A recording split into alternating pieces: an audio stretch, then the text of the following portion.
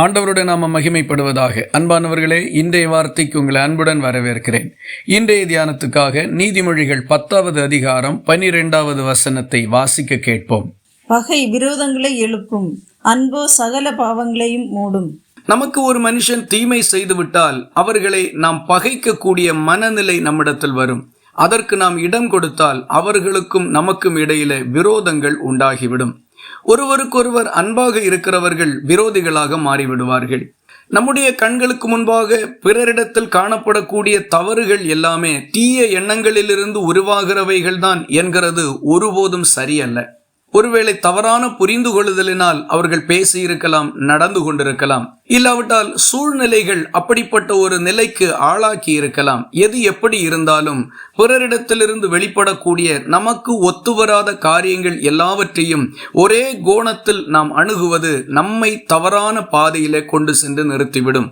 ஒருவேளை அவர்கள் நம்மிடத்தில் மனத்தாங்கல் அடைந்து நமக்கு தீமை செய்தாலும் கூட நாம் அவர்களை நேசிப்போமானால் காலங்கள் கடந்த பின்பு தங்கள் தவறை அவர்கள் திருத்திக் கொள்ளுகிறதற்கு முடியும்.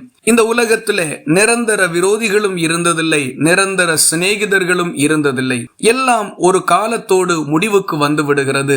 ஒருவேளை அது கசப்பிலே முடிவடைந்து விடுகிறது, இல்லாவிட்டால் ஒரு இடைவெளியிலே நின்று விடுகிறது. ஆகவே இந்த குறுகின காலகட்டத்திலே நாம் அனைவரிடத்திலும் அன்புள்ளவர்களாக காணப்படுவோம். அன்பு கூறுதல் என்பது தேவனுடைய ஒரு சுபாவம். அவர் எல்லாரிடத்திலும் அன்புள்ளவராகத்தான் இருக்கிறார். தீமை செய்தாலும் பகைத்தாலும் காட்டி கொடுத்தாலும் அவருக்கு அவகீர்த்தி உண்டாக்குகிறவர்களாயிருந்தாலும் ஆண்டவருடைய அன்பு மனுஷர் மேல் குறைந்து போகிறதில்லை.